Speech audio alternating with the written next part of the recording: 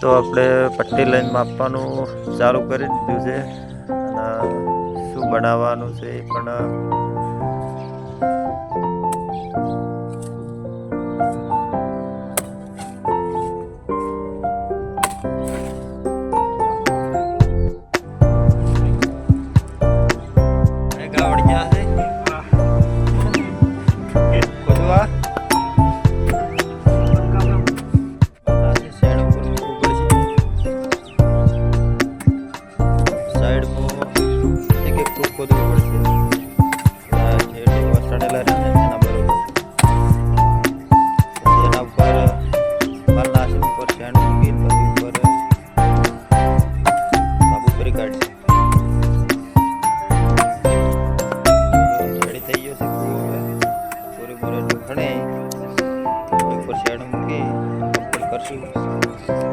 આગળ બના રહેજો કે કૂવો કેવી રીતે બને છે.